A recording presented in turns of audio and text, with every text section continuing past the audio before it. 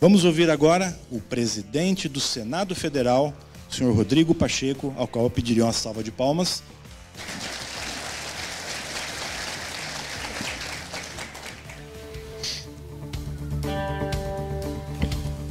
Muito bom dia a todas as senhoras, todos os senhores. Eu gostaria de, em meu nome e em nome do Congresso Nacional, agradecer imensamente pelo convite formulado ao Legislativo para que desse evento, o 36º Seminário da NTU, pudéssemos fazer parte. Eu saúdo de maneira muito especial nosso anfitrião, João Antônio Sete Braga, na pessoa de quem cumprimento todo o corpo diretivo e o conselho da NTU.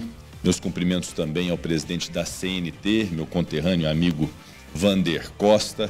Saúdo o deputado federal Diego Andrade, também meu conterrâneo e amigo, presidente da Frente Parlamentar do Transporte Público da Câmara dos Deputados. Cumprimento o secretário executivo de Mobilidade do Distrito Federal, Alexandre Carreiro, a quem peço que encaminhe os nossos melhores cumprimentos ao governador Ibanez Rocha.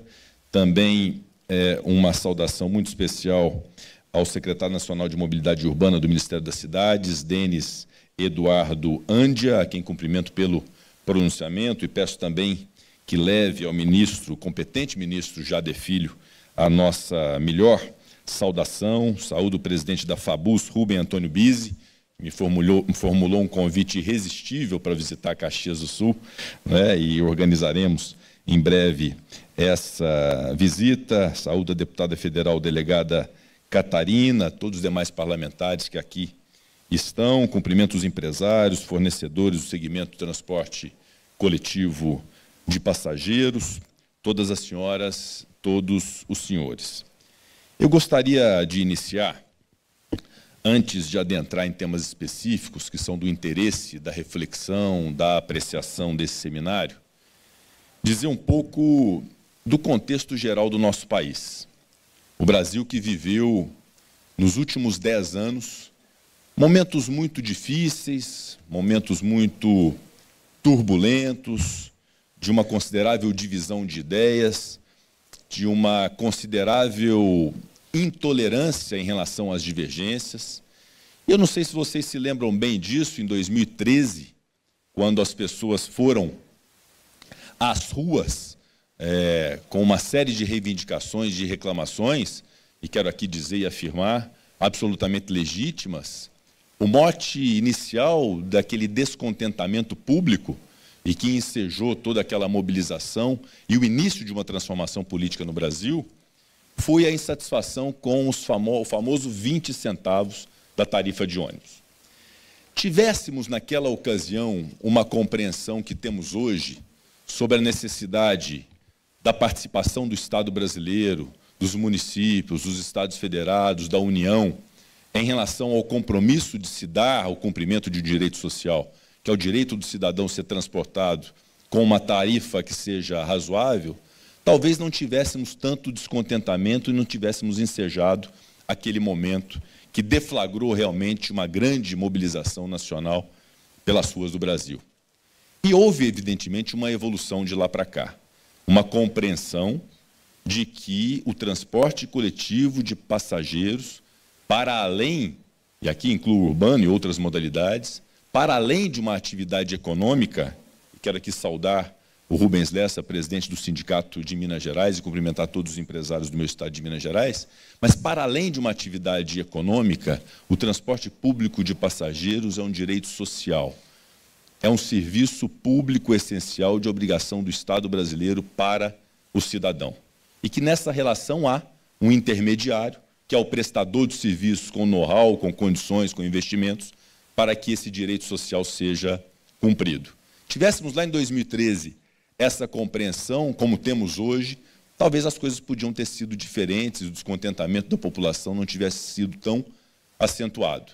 Fato é que, desde então, e me refiro às turbulências nacionais, nós tivemos uma série de acontecimentos, desde a eleição de 2014, já muito acirrada e muito dividida, passando por acontecimentos de impeachment de presidente da República, cassação de presidente da Câmara dos Deputados, prisão de mais de um ex-presidente da República, muitas instabilidades que fizeram com que o Brasil vivesse um momento de muitas dificuldades institucionais, de dificuldades políticas, que acabaram por desaguar também num descontentamento, numa divisão da sociedade e na má compreensão em relação à política.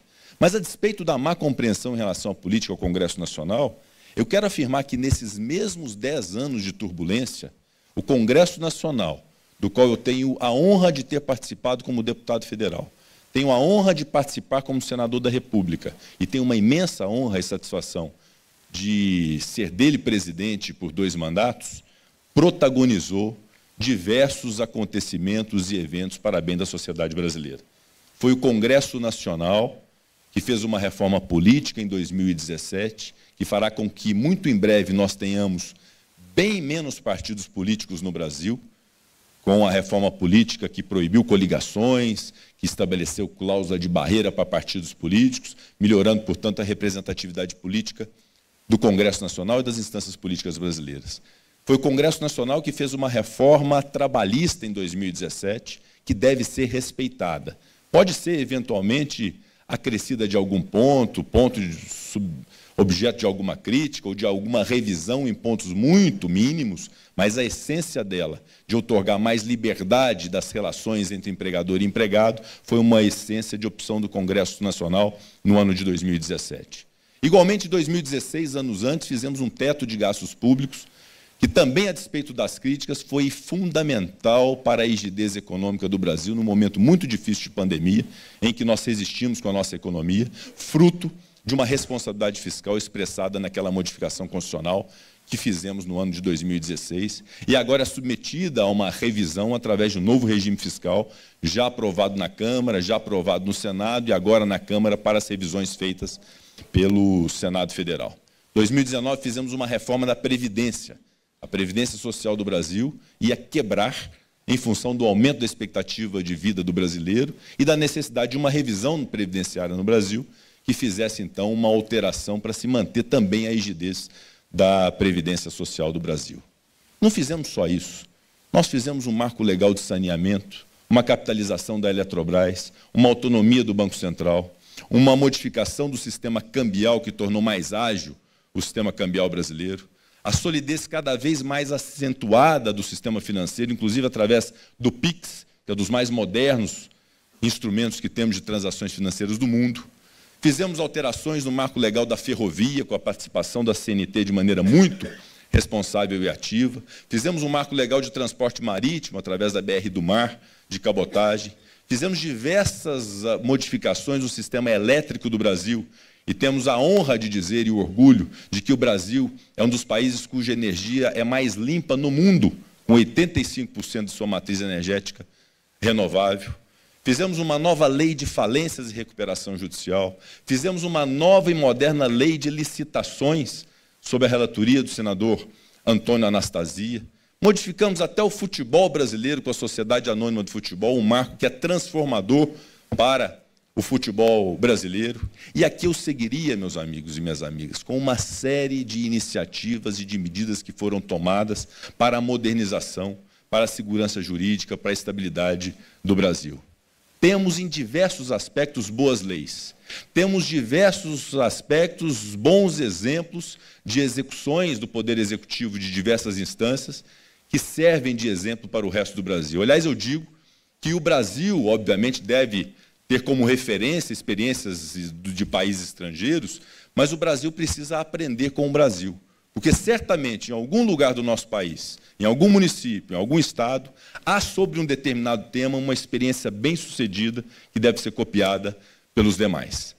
Por isso, eu faço essa introdução apenas para despertarmos algo que é muito importante que tenhamos no Brasil, que é um sentimento de otimismo, de boas perspectivas, de que não aconteceram só coisas ruins no passado recente, que há muitas coisas positivas e que estabelecem um ambiente propício para o nosso crescimento. Aliás, o que nós temos de realidade hoje, em termos de número da economia do Brasil, com a valorização da moeda, com a tendência de queda da inflação, com as reservas cambiais intocadas, com uma boa balança comercial, com uma boa perspectiva de relações internacionais, com a queda da taxa básica de juros agora anunciada pelo Banco Central, depois de um longo tempo, mas uma redução que foi muito comemorada por nós todos, a redução dos juros futuros. Nós temos bons, extraordinários números da economia que fazem com que nós possamos ter o sentimento que vocês precisam ter como empresários de confiança no nosso país. Por isso, esse momento em que nós celebramos, de certo modo, uma estabilidade política, uma estabilidade institucional, uma boa relação entre os poderes, e com números, são números muito significativos para o Brasil e para a sua economia, isso deve ser enaltecido, mas sem o sentimento de que as coisas estão todas resolvidas, porque o Brasil também tem os seus problemas. E esses problemas, então, devem ser de forma madura, responsável, com diálogo, sem lacração e internet, serem resolvidos no dia a dia da política e no diálogo com a sociedade civil. E aí, entrando no tema, que é o objeto principal desse seminário, e eu cumprimento essa iniciativa de construir, através de um seminário dessa natureza, ideias, soluções e propostas para um setor, que é um setor muito importante, da economia e da vida social do Brasil, eu destaco primeiro o grande desafio que nós temos, depois de cumprida a etapa da reforma trabalhista, da reforma política, da reforma previdenciária, de diversos marcos legislativos, a reforma tributária. Não há dúvida que, depois de tantos anos de discussão, nós tenhamos, nesse instante, o maior desafio do Brasil, que é o estabelecimento de um sistema de arrecadação que seja minimamente razoável. Se eu indagar para essa plateia inteira, se todo mundo, ou se alguém, melhor dizendo, concorda com o sistema tributário brasileiro, vão todos discordar do sistema tributário brasileiro e não vão discordar por um ponto só. Vão discordar por uma série de argumentos e uma série de fundamentos, porque, de fato, o nosso sistema tributário é caótico, de difícil compreensão, suscetível a brechas e alternativas que estabelecem concorrência desleal. Não é nem necessariamente a sonegação, é o planejamento tributário que estabelece desigualdade no setor produtivo brasileiro. Então, a reforma tributária foi objeto de comissão mista do Congresso Nacional, foi durante 2 anos debatida no Senado, foi durante 2 anos debatida na Câmara dos Deputados. Fizemos um acordo político, símbolo da maturidade, de que era importante entregar essa reforma, iniciando na Câmara dos Deputados e depois submetida ao Senado Federal. E eu tenho muita convicção de que, até o final do ano, nós tenhamos a oportunidade de promulgar, numa sessão do Congresso Nacional, uma emenda constitucional com a reforma tributária do Brasil e com o reconhecimento da importância do transporte público de passageiros, que não pode ser mais onerado. Em segundo lugar, sobre o marco legal da mobilidade. Esse é um projeto que foi construído, inclusive com segmentos da sociedade civil, não só o setor empresarial, mas outros setores também que debateram e entregaram um anteprojeto ao então senador Antônio Anastasia, do meu estado de Minas Gerais, hoje ministro do Tribunal de Contas da União.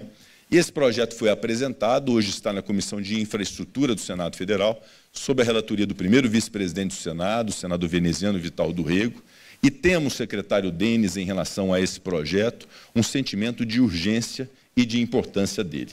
E quero aqui, de público, pedir à Vossa Senhoria, pedir ao competente ministro Jade Filho, que possam colaborar com o entendimento do governo federal em relação à importância de se ter no Brasil um marco de mobilidade urbana que seja moderno, que seja atual, que se permita, sobretudo, cuidar dos interesses do indivíduo que depende do transporte coletivo de passageiros. Aliás, quando se fala de transporte coletivo de passageiros, para além de ser um direito social, é uma expressão também de civilidade.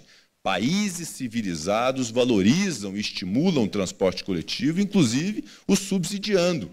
E é importante que no Brasil também, ao invés da cultura da multiplicação de automóveis, de multiplicação de motocicletas, tenhamos um transporte coletivo no digno que possa atrair todas as camadas sociais do Brasil para o seu uso. Isso passa necessariamente por um marco legal da mobilidade, ao projeto 3.278, de autoria do senador Anastasia, que eu quero crer que ainda esse semestre nós possamos nos desincumbir de sua aprovação no Senado, enviando à Câmara dos Deputados. Um terceiro ponto importante, que é, de fato, da gratuidade, e é importante que se interprete, que se comunique nesse sentido para a sociedade, para a opinião pública, para a imprensa, que quando se fala na gratuidade, jamais se questionando a gratuidade em si.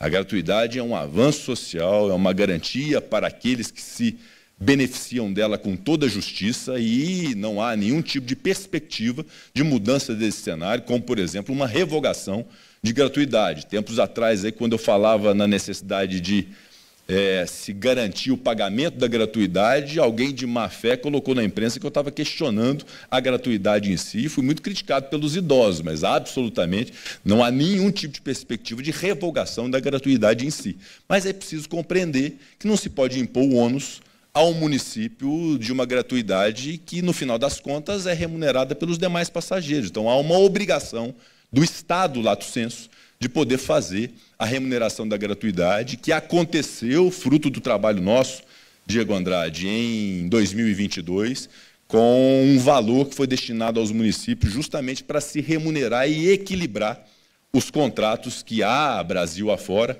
sobretudo em função de um momento muito crítico do setor, que foi o momento da pandemia, em que houve pouco socorro ao setor, salvo essa questão da gratuidade de 2022. Mas é algo que deve ser incutido como uma cultura, porque, de fato, não é nada disfuncional, não é nada distorcido, não é nada injusto, é prevalecer e trabalhar pela gratuidade, garantindo que haja a compensação devida ao ente que deve garantir essa gratuidade. Um quarto ponto é da transição energética. Isso é inevitável no Brasil. Não há mais possibilidade de nós ficarmos fora da discussão sobre transição energética no Brasil. Aliás, temos bons exemplos no Brasil em relação a isso. E isso passará irremediavelmente, de maneira principal e talvez inicial, no transporte coletivo de passageiros. Talvez o foco principal seja a substituição, em próximos anos, da substituição da frota de veículos de transporte coletivo de passageiros por veículos movidos a energia renovável. Isso, obviamente, o setor deve estar atento, e o Estado brasileiro igualmente, e para fomentar isso, no final das contas, porque, de fato, esta é uma realidade, boa parte da poluição das cidades advém mesmo do motor dos ônibus a combustão, e que, obviamente, isso é algo que interessa a todos os personagens do setor, essa transição energética. Mas, para isso, é preciso que rediscuta o novo ciclo industrial do Brasil e que se permita o crédito necessário para isso. Aliás, há uma liquidez no mundo de diversos instrumentos e entidades de financiamento. Quando o projeto é sustentável, aderente ao meio ambiente, há recursos. Então, o que precisa é o Estado brasileiro, em conjunto com a sociedade civil e as associações, se organizarem para que o setor possa ser não beneficiado, mas se possa garantir que seja um personagem ativo dessa transição energética. E aí me refiro ao crédito, evidentemente, um crédito que seja tolerável. Já tivemos uma redução da taxa básica de juros, ainda é a maior taxa de juros do mundo, do Brasil, sobretudo numa tendência de queda da inflação. O delta realmente fica muito além do que é de outros países, então vamos perseguir sempre a redução da taxa de juros. Mas é preciso que o Estado participe disso também, para que se possa ter financiamento, que seja financiamento atrativo para a renovação da frota, por uma frota verde, por uma frota sustentável. Há projetos que nós devemos nos dedicar, deputado Diego Andrade, deputada Catarina, referente ao combate ao crime organizado, sobretudo porque o crime organizado, por vezes, se expressa através de colocar fogo em ônibus. E isso, evidentemente, prejudica a coletividade, não prejudica só a empresa. Isso entra no reequilíbrio dos contratos e, obviamente, que isso deve ser uma pauta de recrudescer esse tipo de atitude. E há diversas experiências no Brasil em quando sequer a autoridade policial, judicial, o Ministério Público, as autoridades políticas querem acabar com um determinado crime, conseguem. Então, eu acho que é uma dedicação que tem que se ter, porque isso é realmente uma afronta à coletividade e à sociedade brasileira, quando se coloca fogo no ônibus e deixa as pessoas sem transporte naquele instante, às vezes por dias, em função desse tipo de acontecimento. É um objeto também de atenção do Legislativo. Hoje pela manhã eu recebi o ministro-chefe da Casa Civil, Rui Costa, o ministro da Secretaria de Relações Institucionais, Alexandre Padilha, juntamente com as suas respectivas equipes, para apresentarem à presidência do Senado o novo Programa de Aceleração do Crescimento, novo PAC. E ali estão contidas uma série de medidas e projetos de mobilidade. É muito importante que os prefeitos estejam atentos e priorizem os projetos de mobilidade, que é algo realmente muito importante também para o setor e para a coletividade. Aqui de público quero cumprimentar o governo federal por essa iniciativa de buscar a aceleração da economia e do desenvolvimento do Brasil a partir de obras estruturantes e, sobretudo, obras inacabadas. Então, aquele conceito de que aquilo que é do outro governo tem que extinguir, não. A obra que começou e está inacabada tem que terminar, independente do governo que tenha dado a ela origem. Então, é algo que deve ser enaltecido e reconhecido junto ao governo federal. Falava agora com o Sete Braga a respeito de um tema importante. Certa vez quiseram acabar com o Vale Transporte no Congresso Nacional, substituindo o Vale Transporte por pecúnia, não é? Isso é um retrocesso. O Vale Transporte é uma conquista do trabalhador brasileiro, é um direito social assegurado, acaba reequilibrando os contratos havidos em relação ao transporte público de passageiros, e nós temos, na verdade, que ampliar. Aquelas pessoas que estão desempregadas, eventualmente submetidas a programas sociais como Bolsa Família, além da comida, além de ter o direito mínimo básico de sobrevivência, tem que ter o direito também de se transportar gratuitamente com subsídio do governo para buscar emprego. O que se quer com o programa social é justamente fazer com que aquela pessoa sobreviva do programa social naquele instante da vida dela, mas que em algum momento ela saia para poder ir para o mercado formal de trabalho. E para isso ela precisa se locomover, para isso ela precisa procurar o emprego, ela precisa procurar o trabalho, até para fazer o bico dela. Para sobreviver, ela precisa do transporte. Então, nós temos, secretário Denis, que avançar também nessa lógica de que, nesse pacote de cesta básica, nesse pacote de auxílio e de ajuda individual às pessoas vulneráveis do nosso país, que é absolutamente justo, num país com muita exclusão, que tenhamos essas iniciativas também de poder fomentar a garantia para que essas pessoas se transportem nas cidades brasileiras. E, encerrando, eu queria dizer algo que é muito importante, que nós temos que buscar sempre. Não é dado a ninguém, a nenhuma autoridade, um presidente do Senado, um deputado federal, ou um prefeito municipal, uma Câmara de Vereadores, ou um governador do Estado, não é dado o direito de violar premissas constitucionais de ato jurídico perfeito, de direito adquirido, de coisa julgada, em qualquer circunstância.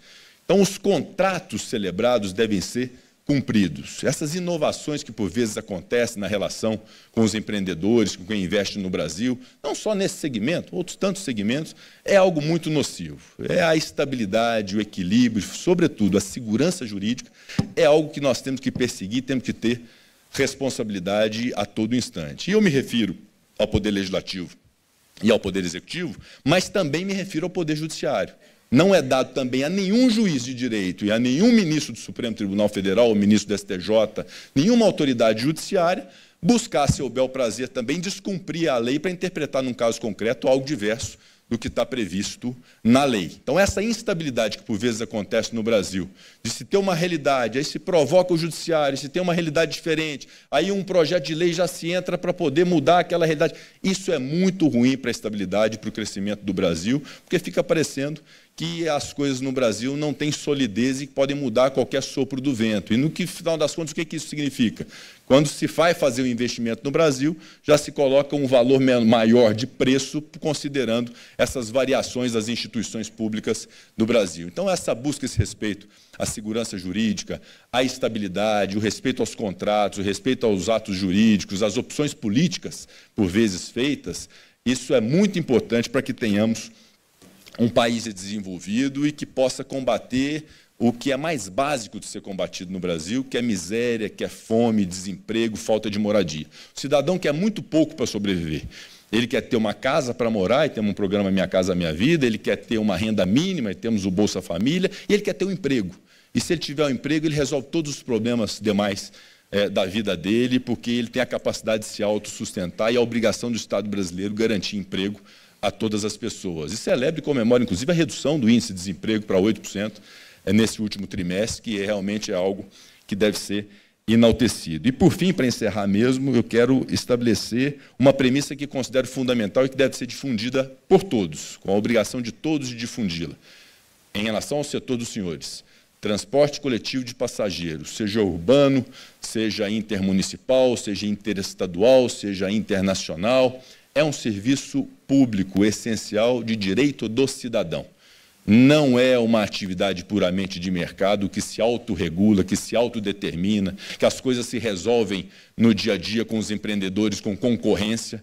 Não é essa a lógica, porque se essa lógica imperar equivocada, nós teremos em muitas cidades brasileiras, em muitos estados brasileiros e em muitas regiões do Brasil uma profunda desigualdade de locais desprovidos de transporte público de passageiros, o que é algo indesejado por todos nós. Então, temos muita responsabilidade nessa abordagem e nessa apreciação, porque não é um protecionismo do setor, é um protecionismo do cidadão brasileiro e da própria Constituição Federal, que impõe que serviços públicos dessa natureza se deem por concessão ou por permissão, sempre com licitação e com a participação do Estado brasileiro, e, nesse caso, sobretudo, com a ajuda financeira e com subsídios do Estado brasileiro, porque isso interessa ao cidadão brasileiro. Peço perdão por ter alongado, mas realmente é um tema que deve ser tratado com muita responsabilidade, e temos aqui a afirmação do compromisso do Senado Federal com esse tema. Muito obrigado.